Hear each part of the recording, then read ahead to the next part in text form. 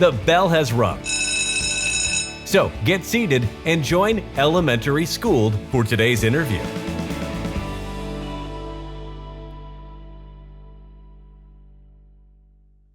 Welcome to Elementary School. This is season 1, episode 14. And today I have Lyn Manning, who is an enrichment teacher, and we're talking about how to challenge the gifted student. So I want to personally thank you. You worked with one of our own kids, and she's the youngest. So you have had definitely an impact on her life, and I want to thank you for that. I want to welcome you, Lyn Manning. Will you introduce yourself? Sure. I'm delighted to be with you. And I really love teaching your daughter. She's one of the, there are several students that stand out every year, and she's one of them. My name is Lyn Manning again. I teach at Burton Elementary. I was hired 8 years ago to teach the 4th grade spectrum class. That's part of a duet, I guess you want to say. The first 3 years is called PALS. And then the second chunk is for 4th, 5th, and 6th grade is called Spectrum. So that's my clientele. That's who I work with every day. And it's so much fun. It's not without its challenges. Any teaching job is. We're all aware of that. Some of these might be not unique, but some of them might be a little bit more geared to one end or another, right? So I've taught for 10 years total. I raised my family. I went to attended USU in music with the piano, and then I raised my family, and then I decided I wanted to go back, and after subbing for 5 years, and then I went back and got my elementary education degree, and I've been delighted ever since. It's been so, I love this so much more than I love music, and I did that my whole life. So it's very, very challenging, but very rewarding. Tell us, you mentioned what the program is called in our district. We both teach in the same district, and it's called something else in other districts, but it's for higher level thinkers. Will you just describe your teaching role and the program that is used and what it's really about? Yes. Okay. My job is to differentiate. There are several regular ed classrooms at my school, and then I teach this particular group. But my job is to challenge them, provide the differentiation that challenges them, because they are quick learners. We call them high ability instead of gifted or talented, because there's a very narrow definition of truly gifted students.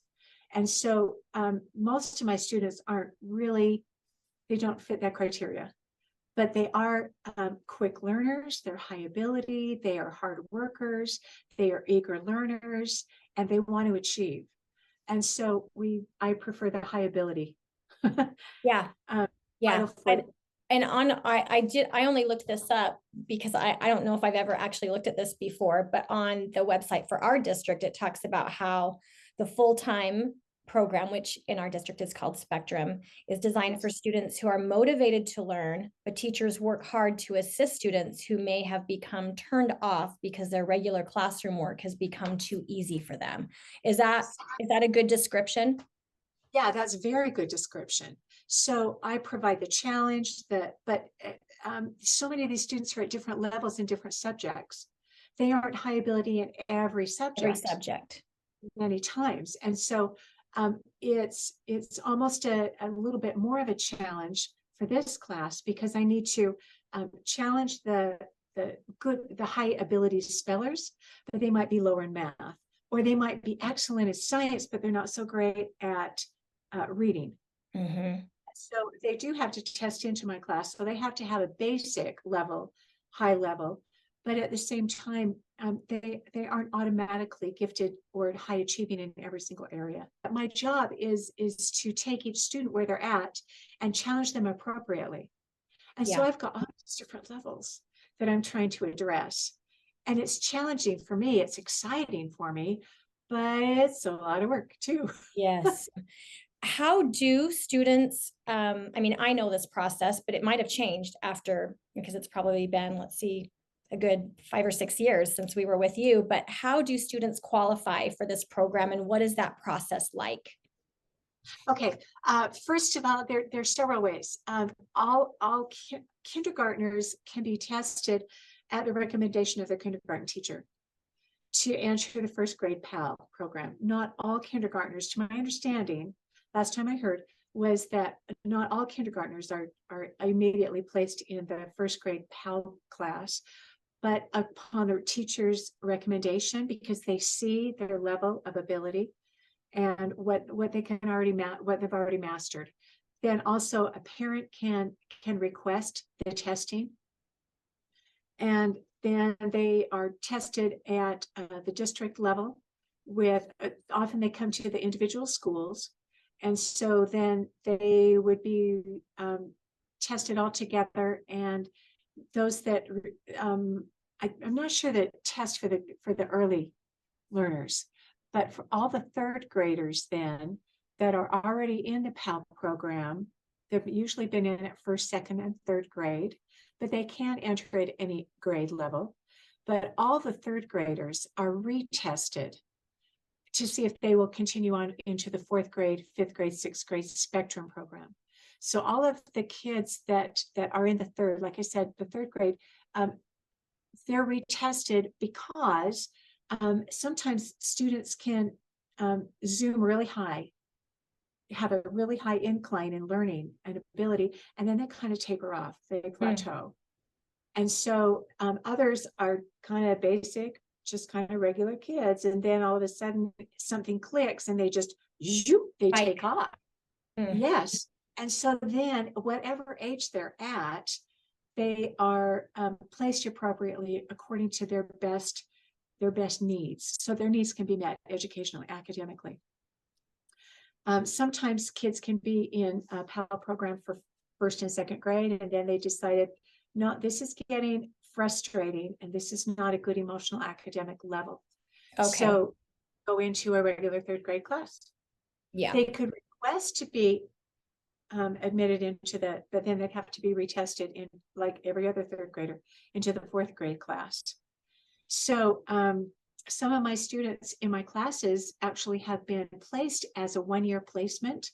Okay. And they kind of see, is this a good fit? Is this the best fit for this student? If it's too frustrating, then it's not worth it. And that recommendation comes from you as the classroom teacher? Yes, and the parent. Sure. And then they also look at the COGET scores. That's the test that the third graders take to get into the fourth grade spectrum program. And is that test specific to our district, or is for the state of Utah, or is that a national test? Do you know? All I know is that it is specific to our district. Okay. Many states, they also take an IQ test. Okay. That is not required in our district. I don't know about the state at large. Each district has their own protocol for how this process works. Their so if a student tests for the program in third grade and enters into your fourth grade classroom, does that mean they could potentially be in the program for fourth, fifth, and sixth, or do they need to test again at the end of their fourth grade year? No, it doesn't. Okay. Most of these students, once they're accepted into the fourth grade class of the spectrum program, they can just continue fifth and sixth grade. Okay. Some students, it's a little, we're not sure if this is going to be the best placement or not, depending on their scores and their recommendations and their evaluations, the assessments, the hard facts, and then the scores, and then they are called one-year placement. Okay. And so then they are retested, the one-year placement, and then the teacher also has some input. For example, that, no, this student is doing amazingly well. This is perfect placement. Don't need to retest, just flying high, doing great. Or some that might be struggling, say, let's reevaluate and see if this is really the best place for this student. That's the most important. Thank you. I think that will help listeners. Is the curriculum different or just the pacing? Yeah, it is very different. We have specific curriculum that is written for high achieving students. We teach the Utah fourth grade curriculum, social studies curriculum, and science curriculum, but we try and dig deeper.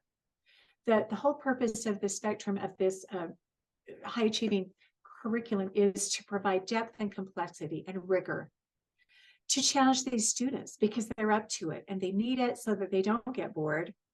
And so we have curriculum that is equal to the regular ed classrooms. And then we also have specialized curriculum for language arts and for math and for spelling vocabulary study. And those are, we use Caesar's English. Our district does for the spelling vocabulary component. We studied 50 Latin stems. And once they know these stems, then they can tackle myriad of other words because they can pick apart, oh, I know what that stem means, and I know what that stem means. And so they can figure out what the words mean. So it's wonderful curriculum. And these are really rich academic. We learn over 100 vocabulary words as well that are collegiate level. But they use them and they get so excited when we're in our reading literature. We're reading The Secret Garden right now, which was part of the program written by College of William and Mary for high achieving students. And they get so excited when they see those words and they can start using them in their writing and their conversation and their explanations. And it's so fun because they just get turned on by these great words and they're absolutely capable of learning high academic words. Really rich vocabulary. It's so fun and they love it.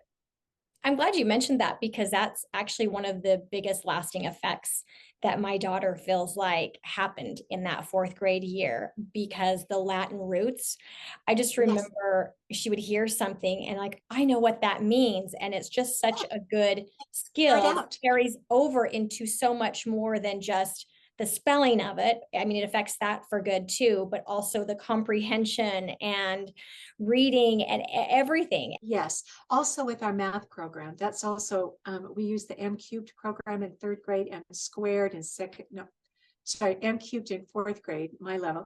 And then it goes backwards to first and second grade, and then it goes on through the fifth and sixth grades. And then that prepares them for the honors classes at the junior high and high school level. But this is also a program that's written very student engaging. We have games just about every day that use the skill that we're learning, the concepts. And there's a journal that we use and there's assessments. We pre-assess if the students pass the pre-assessment in any of the subject content areas, then let's take math, for example. Okay. If they pass the pre-test, then I put them into a challenge math packet. It's a series of, and it's written by Ed Zaccaro, and it's a series of 21 chapters, and they get to pick the subject that they want to dig deeper in. So it provides the depth and complexity because there's nothing worse than having to go through and learn something that I already know.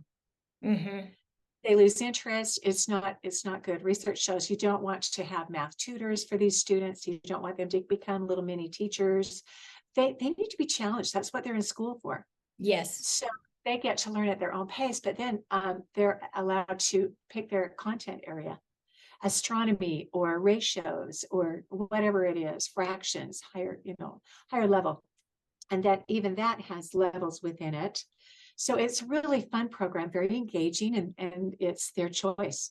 So that's fun. Their spelling tests, if they pass their spelling pre-test, then I ask them to make up their own spelling list of that many words. And they can be words that they're introduced to, that they're interested, and but they have to make sure that they're appropriately challenging. Mm-hmm. And then also that they have to know what the word means. They have to be able to use it. Okay. So it's not just spelling supercalifragilisticexpialidocious. They need to know what it means. And we still don't know what that means, but it's something really cool. Yeah, but it's fun. But so they get to create their own list, and then that becomes their spelling test on Friday. It happens through with our social studies unit. If they pass and accomplish, I did this particularly during the COVID years, and I found pros and cons, but if I allowed them to work at their own pacing, which is also important for these high ability learners. So when they finish the unit and they pass the test 90%, I require 90% or above for these high achieving because they're very capable of that. Sure. I don't allow 80 or 85%. That's you can do better. And you need to challenge yourself and do that. So then I asked them to create a project for the entire class. When the rest of us finished the unit, then they had this project that would utilize the information that they gleaned, that they learned in that particular chapter, that period in Utah history. And then we completed this fun game or project that they had designed for us.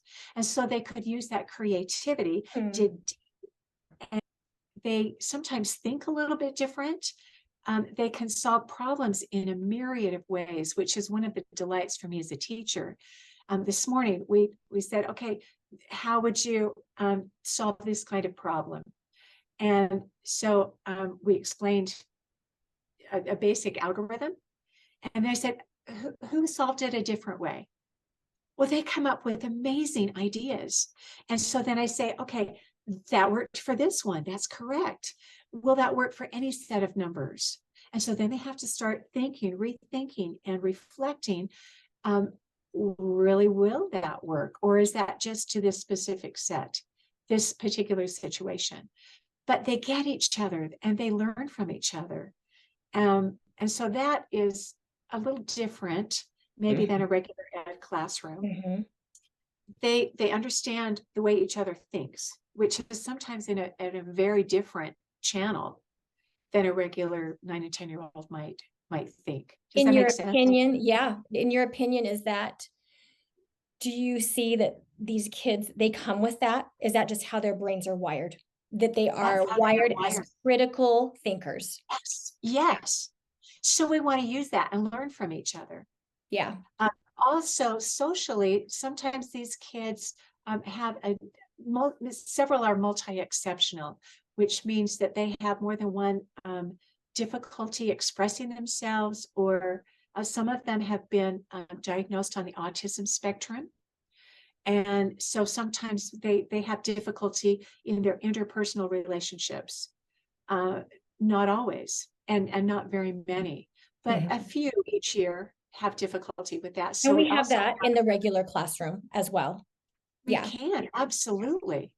We have a specialized social skills program that we teach also called Second Steps that helps address those skills and practice in situations, and to be aware, how do you join a game on the playground that's already, how do you deal with a conflict? How do you resolve? How do you speak? How do you approach someone? Personal space and asking questions, expressing interest. So socially, sometimes that's difficult, but then also the flip fun side of this is that they really do understand each other really well. And these friendships last clear up through high school. I've had students come back and say, Ms. Manning, I saw you, and how are you doing? And I say, well, tell me what you were doing, and who else are you still in contact with? And those friendships still continue through high school, even if they're at different high schools. It's really fun. That's cool. Yeah. And everyone needs to belong. What I'm hearing from you is it does create a network for them, because they really do connect with each other. And especially if they're spending 3 years together, that they become like a little family, I would think. Yes. Yeah. And they do. Many of them go through the entire 1st through 6th program together. Yeah. So that also a network, that's excellent way of encapsulating it. Well, and also I heard from you that they're like anyone else. They don't want to be labeled. So they don't want to be labeled as the smart. Well, I guess they might like being called the smart kid, but when it's used in a mocking way, they're just like any other child. They don't want to be labeled, and they don't want any negative connotation. And so it's a great reminder that just the level of understanding and talking through some of those social dynamics is important. It is. Plus, it adds pressure. Yeah. In a very real sense. Even in my class, I say, be brave, ask questions. And some of them are very timid about asking questions, raising their hand, because they're at the mind that everybody in this class is smart. They'll think I'm dumb. I don't dare. I don't want anybody to think that I'm not smart. So there's an emotional pressure there. And so I think, no, be brave. If you don't understand it, I bet somebody else doesn't either. Yeah. So it's really important that we play that down, Yeah. and just say, these are regular kids learning.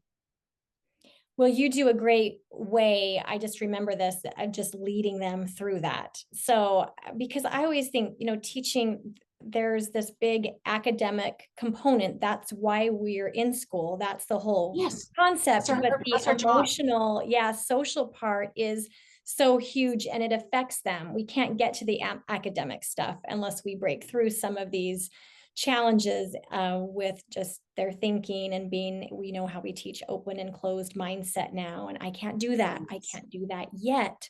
So I love that you are so good at that. Will you give 3 different ways that you can challenge a high ability thinker, a critical thinker at home? First of all, reading great literature, exposing them to great literature at home, going to the library, Sora, online Kindle, all of those that's going to be a huge bonus if they expose them to high Lexile, age appropriate literature. And just a really quick idea of how to find that, because that can be difficult. Yeah. So it's called the rule of 5. And you just say, okay, open a book to any page, something that they're interested in, or some of the classics that haven't been read in a long time, that are no longer quite so popular, but still they've been around for ages, for 50, 100 years, for a reason, because they're still great literature, well written, rich vocabulary. So you open the book and turn to any page, and if there are about 5 words that they don't understand, that's a good rule. That's a good Lexile level. If there are more than 5, it might be too challenging yet. If there are less than 5, then it's too easy. So, Which a just right read. Yeah. Yes. Yeah. And it's easy. You've always got your hand with you. So that works. Then some other ways are to, I provide a Spectrum Scholar program that parents could create on their own. And I use this for my class. It used to be optional, but now I've decided this is very valuable and it really helps the kids grow. So it's required every year. And it's a program that I designed that, in conjunction with some other teachers that are now retired. But let me just read down the list. There is it's called the Passion Project. And it's whatever your student is passionate about, whatever they are interested in. You don't tell them what they're going to study. Let them decide what they want to study, because there's the interest level already. They're buying into it because they get to choose. And so with that passion project, they have to spend 10 hours on a project. They interview 2 experts. They use 3 additional resources, and they have to document their learning. They interview, I already said that. They read 2 books on that topic, and they produce a quality product to show their learning. It's project-based learning, but this is one way that I do it for my students. And parents can expand that to any subject content area, but it's project-based. And so then they produce a PowerPoint or a demonstration or an activity where they're teaching somebody else. Everybody knows if you can teach it, you know it. Yeah. So that shows mastery right there. And they come up with the most amazing ideas. Their creativity is just unbounded. They're delightful. And they have fun doing it. Yeah. So then I also require a 15-hour service project that hopefully connects with their passion project. And then they is service to their community, not to their particular family, because often that's a given. You just help each other in a family. Yeah. But we would love a community outreach service project where it's connected. And that has to be a little bit more creative sometimes, depending on their topic. I had one student that was really so interested in medieval weaponry. And that's a little hard to find a community service project to connect it. So we had to adapt. Okay. But still, it's a way to apply that knowledge and serve, because service is so critical. I think it's a great for a student at this age to get a taste of that and become part of their mindset. Yes, Serve others. I feel strongly about that. I do too. Yeah.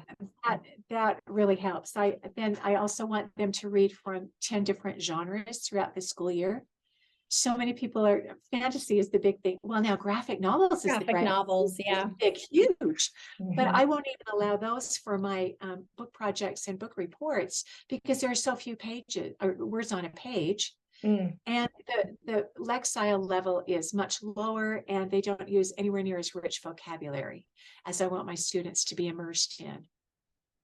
So You want them to but have variety. variety, you get a taste of so many: autobiography, biography, folk tales, folklore, poetry, fictional, nonfiction, animal, mystery, fantasy. Sure, fantasy, everybody loves fantasy, but there's so much more. There's a whole buffet. Don't just stick with mashed potatoes. Mhm. All right.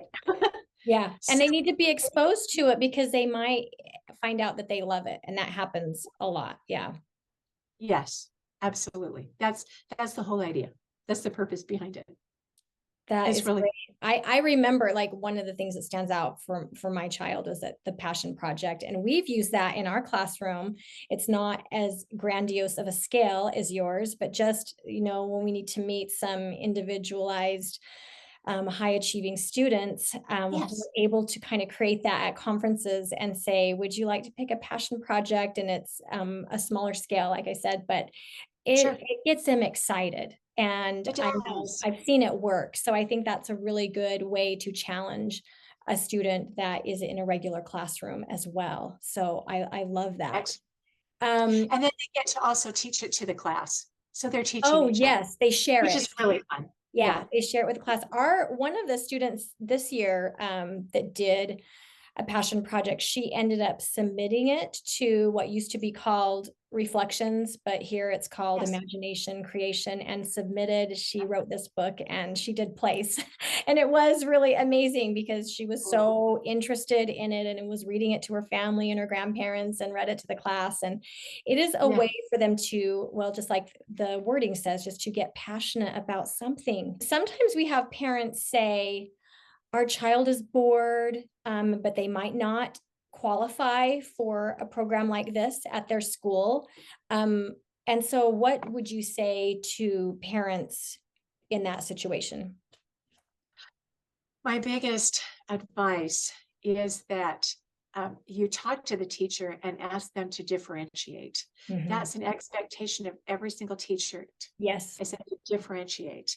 And it does require a little more work on the teacher's part. it But does. if they can But it's use worth some of it. these, It is worth it. Yeah. is. For these students, research shows that you can lose the top end of your students as much as you can the bottom end, the Mhm. lower achieving end, just because they turn off and they don't want to go to school. Well, I don't learn anything new, or I spend all my day reading, or just because that's an easy fix. Oh, you're done in 5 minutes when everybody else is going to need 15 or 25. Okay, read, pull out a book and read. Well, that they're not in school to read all day. They need Yeah. to be challenged at their own level. Yeah. So if they don't test into it from the advanced class, that's okay. The teacher still has that responsibility. So please talk to that teacher and ask, can they create a project? You can offer some ideas, so that it's not the teacher say, oh, well, now I've got to figure out Well, this. the project, yeah, is a great way. It Yeah. is, because the definition is left up to the student and they want to create. And so we really, in terms of, you don't have to reinvent any wheel. You just put it in their hands and maybe have a simple guide, which is really what we've done. It's a good way to keep them going, and then they can teach it to the class. So I really like that. I know in our district, well, it used to have a different name, but there also is a pullout for in the regular classroom for ours right now. And I don't know, it might depend on the school and what the staffing is like, but it's just 1 hour a week but students that We also have are, do you have that as well? And it's Yes, called it's DEEP. called SEM. It's Oh, School okay. Enrichment Model. So is yours, why did ours change to DEEP, Davis Enhanced Education Program? I don't know. Ours used to be called SEM, and it is SEM, but it's called DEEP. I don't know. Yeah. But it's I the same think concept. Yeah, and I think it's under the large DEEP umbrella. Oh, is that what it Spectrum is? part is the DEEP. That's the name of our particular department. PAL is part of DEEP. Spectrum is part of DEEP, and SEM is I also see. part of DEEP. Okay, I'm so DEEP is glad to just have the this big umbrella. explained to me. Thank you. Sure. Just the other day, I was talking to a teacher. I'm like, wait, DEEP, what is that? What does it stand for? I'm so used to the other wording. Yeah. And so yeah, we have to keep up with these things, but it is something that we can offer to students where there is a pullout for an hour, or sometimes there's after school programs. We do STEM Yeah. at our school, which is very common now, and they can go Uh-huh. and compete in robotics.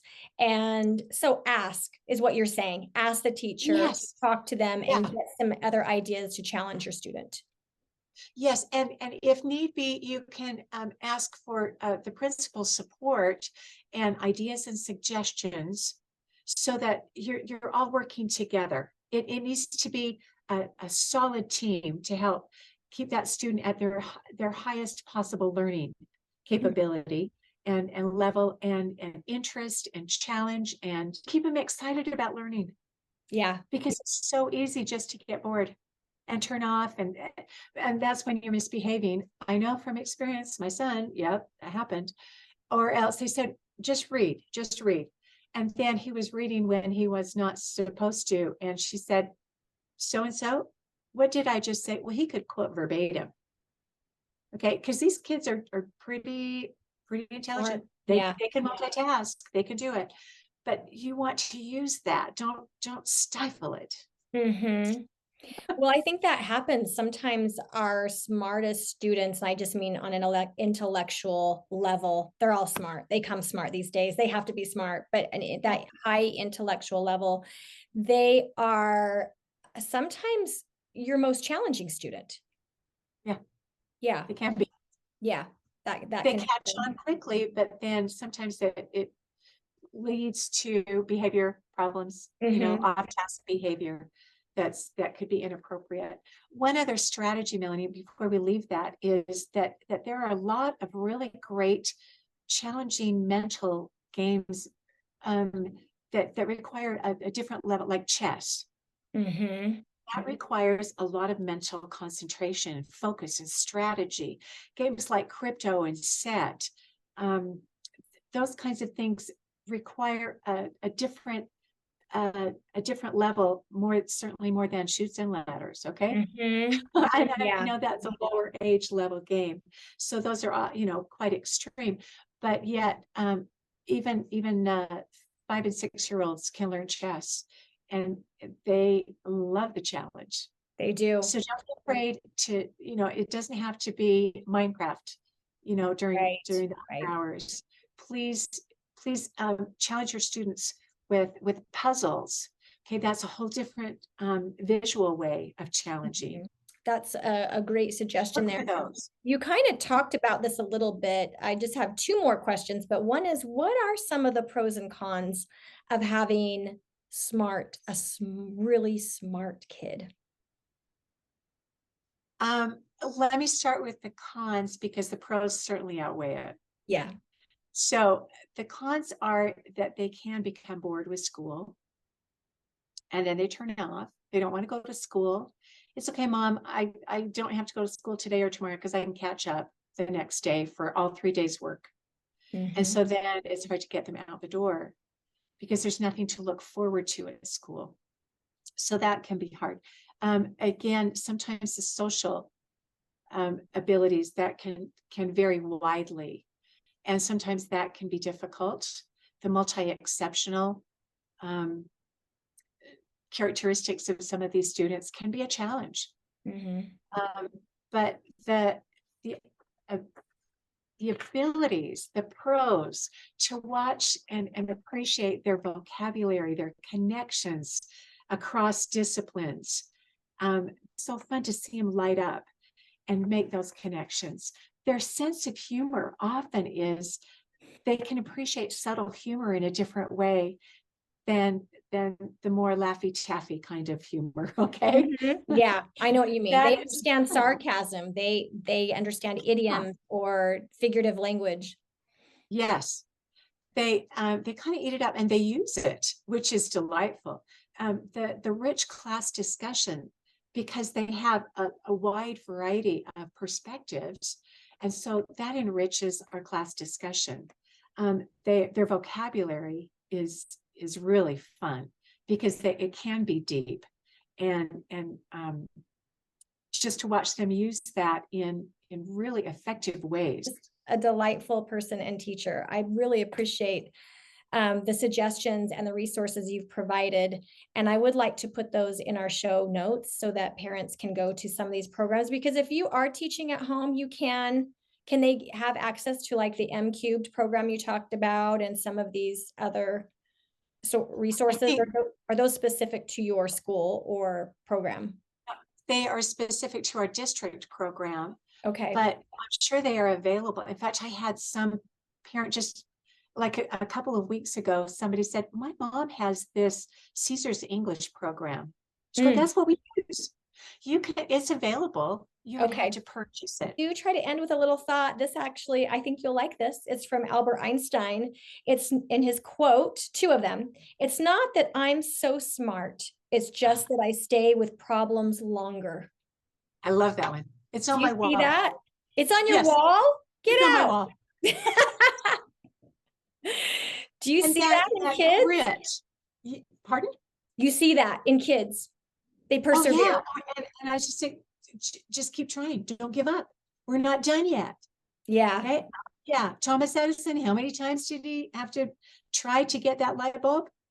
All right. I don't even remember now. It's like 10,000 or something. He says, well, why did you keep going? Well, I just know what was the value. What was the purpose? Why did you keep it? Well, I know 999,999 ways that not to do it, Yeah.